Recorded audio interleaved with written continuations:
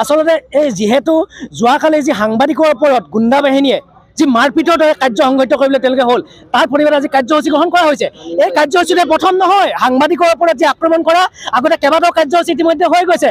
দেখা গৈছে যে এটা চিণ্ডিকেট, আমগুৰি মানে যে চিণ্ডিকেট, জাজি মানে যেন চিণ্ডিকেট, ইয়াতে চিণ্ডিকেট চলে, গাহৰিৰ চিণ্ডিকেট চলে, ইয়াতে চুপাৰীৰ চিণ্ডিকেট চলে, ইয়াত অৰুণাচলী সুৰাৰ চিণ্ডিকেট চলে, ইয়াত অবৈধ ড্ৰাগছৰ চিণ্ডিকেট চলে, সকলোৰে চিণ্ডিকেটত আমগুৰি নগৰ পৰিণত হৈছে। আমি লাজ পাইছোঁ, আমি বিভিন্ন জেগালৈ গ'লে আমি ইতিমধ্যে লাজ পাওঁ যে আমগুৰি নগৰ মানে এতিয়া চিণ্ডিকেট। ইতিমধ্যে দেখা গৈছে এই চিণ্ডিকেট চক্ৰটোৱে চুপাৰীয়ে হওক, গাহৰিয়ে হওক, কয়লাই হওক, অৰুণাচলী সুৰাই হওক, এই চিণ্ডিকেটটো একলগ হৈ পেলাই তেওঁ আমগুৰি নগৰৰ মাজেৰে সকলো চিণ্ডিকেট তেওঁলোকে অব্যাহত ৰাখিছে। একাংশ দল সংগঠনক তেওঁলোকে মেনেজো কৰিব বিচাৰিছে। গোটেই কথাটো হ'ল যে এই মুহূৰ্তত দেখা গৈছে যে ভূঞা ভাতৃদ্বয়ে যি গাহৰি অবাধ এই অৰুণাচললৈ মানে পাহাৰলৈ তেওঁলোকে ছাপ্লাই কৰি আহিছে। আমি জানো তেওঁলোকে এই সোৱাইন ফিভাৰৰ মাজতো তেওঁলোকে গাড়ী নি পেলাই তেওঁলোকে পাহাৰত তেওঁলোকে ৰাখে, আৰু পাহাৰৰ পৰা তেওঁলোকে সৰু সৰু গাড়ীয়ে ডুবদৰ, বৰচিলা, আমগুৰি নগৰৰ মাজে মাজে মাজৰাতি আৰু 5 ৰাতি তেওঁলোকে গাহৰি সৰবৰাহ কৰে বহিৰাজ্যলৈ, বেলেগ জিলালৈ তেওঁলোকে সৰবৰাহ কৰি আহিছে। আৰু এই সম্পৰ্কত যেতিয়া আমি প্ৰশাসনক অৱগত কৰোঁ ন, প্ৰশাসনে কিন্তু নীৰৱ ভূমিকা গ্ৰহণ কৰা ইতিমধ্যে দেখা পাইছোঁ।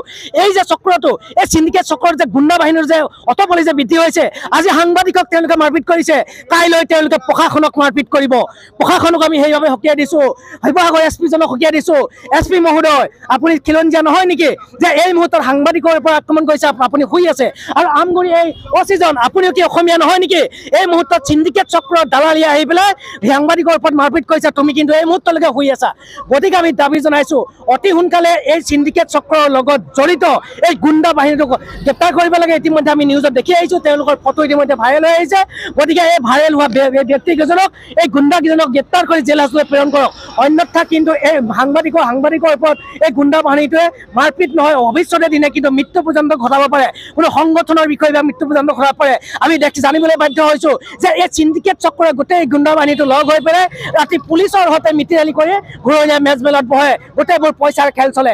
গতিকে পইচাৰ খেল চলাই চিণ্ডিকেট চক্ৰক আমগুৰিখন কৰিডৰ হিচাপে ব্যৱহাৰ কৰিবলৈ নিদি, যাতে আমগুৰিখন ভদ্ৰ সমাজৰ এখন নগৰ হিচাপে পৰিণত হয়, এই ক্ষেত্ৰত সকলোৱে লাগক। সমষ্টি গুচি গ'ল, চক্ৰ বিষয়া কাৰ্যালয় গুচি গ'ল, এই চিণ্ডিকেট চক্ৰটো ক'ত শুই আছিলে তেতিয়া? তেওঁলোক কিন্তু নিমাত, যেতিয়া এই কাৰ্যালয়লৈ গুচি যায় তেওঁলোকে ভাল পায়, তেতিয়াহে তেওঁলোকৰ অৰুণাচলী চুপাৰী, গাহৰি, ড্ৰাগছৰ এই সৰবৰাহত তেওঁলোকে গোটেই চিণ্ডিকেট চক্ৰটো ইয়াত দম্ভালি মাৰিব পাৰিব। আমি সঠিক কৃষক মুক্তি সংগ্ৰাম ইয়াত দাবী জনাইছোঁ, অতি সোনকালে এই চিণ্ডিকেট আমগুৰিত চলি থকা চিণ্ডিকেট চক্ৰ বন্ধ কৰক। আৰু এই গাহৰিৰ লগতে যে সোৱাইন ফিভাৰৰ মাজতো তেওঁলোকে এই গাঁৱলীয়া পশুপালকসকলক তেওঁলোকে মূৰত মাধমাৰ মাৰি বাহিৰৰ পৰা যি গাহৰি সৰবৰাহ কৰিছে তেওঁলোকক গ্ৰেপ্তাৰ কৰক। অন্যথা কিন্তু সাংবাদিকসকলে হওক, কৃষক মুক্তি সংগ্ৰাম আমি এতিয়া কিন্তু অনাগত দিনত আমি প্ৰতিবাদী কাৰ্যসূচী গ্ৰহণ কৰি যাম। এয়া অতি দুৰ্ভাগ্যজনক। শিৱসাগৰ ই মিডিয়া সংস্থা আৰু শিৱসাগৰ গ্ৰাম্য সাংবাদিক সংঘই আজি এই ঘটনাৰ এটা প্ৰতিবাদী কাৰ্যসূচী ৰূপায়ণ কৰা হৈছে, মুখত ক'লা কাপোৰ বান্ধি। কাৰণ সাংবাদিকৰ তাত আচলতে বাতৰি সংগ্ৰহ কৰিবলৈহে গৈছিলে, সেই বাতৰি সংগ্ৰহ কৰিবলৈ যাওঁতেই কেইগৰাকীমান ব্যৱসায়ীয়ে অভব্য আচৰণ কৰে, ৰাজপথত ৰাজহুৱাকৈ অভদ্ৰ আচৰণ কৰে, আৰু তাৰ বিৰুদ্ধে আমি আজি এই কাৰ্যসূচী ৰূপায়ণ কৰিছোঁ। প্ৰথম কথা যে সদৌ অসম গাহৰি পালক সন্থাই কালি খবৰ দিছিলে যে তেওঁলোকে আৰক্ষীৰ সহযোগত জাজিত এখন গাহৰি বহিৰাজ্যৰ পৰা গাহৰি কঢ়িয়াই অনা এখন বাহন তাত তেওঁলোকে ৰখাইছে। কাৰণটো হ'ল যে তেওঁলোকে উল্লেখ কৰিছে যে যোৱা 19 নৱেম্বৰত শিৱসাগৰ জিলা প্ৰশাসনে এখন নিষেধাজ্ঞা জাৰি কৰিছিলে যে শিৱসাগৰ জিলাত যিহেতু সোৱাইন ফিভাৰ হৈ আছে, সেই সোৱাইন ফিভাৰ ৰোধ কৰাৰ স্বাৰ্থত শিৱসাগৰ জিলাত গাহৰি সৰবৰাহ, বিক্ৰী এইবিলাক নিষেধাজ্ঞা আৰোপ কৰিছে। তেনেস্থলত আচলতে শিৱসাগৰ মাজমজিয়াত কেনেধৰণে গাহৰি সৰবৰাহ কৰিবলৈ সক্ষম হ'ল সেই প্ৰশ্ন উত্থাপন কৰিয়েই আচলতে সেই গাড়ীখন তাত আবদ্ধ কৰা বুলি সদৰি কৰিছিলে গাহৰি পালক সন্থাই।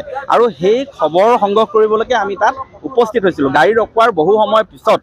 কিন্তু সেই বাতৰি সংগ্ৰহ কৰি থাকোঁতেই আচলতে অভব্য আচৰণকৰ খৰ্গগ্ৰস্ত হৈ পৰে কেইগৰাকীমান ব্যৱসায়ী, যিকেইগৰাকীয়ে সেই বাহনখন আচলতে গাহৰি কঢ়িয়াই আনিছিলে।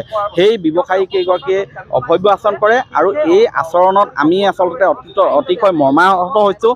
কাৰণ আমাক খবৰ দিয়া হৈছিলে, আমি খবৰ সংগ্ৰহ কৰিবলৈহে আহিছিলোঁ। গতিকে তেনেস্থলত ইমান অভব্য আচৰণ কৰে, ইয়াত আমি আচলতে মৰ্মাহত হৈছোঁ আৰু ইয়াৰ এটা উচিত বিচাৰ দাবী তুলিছোঁ আমি।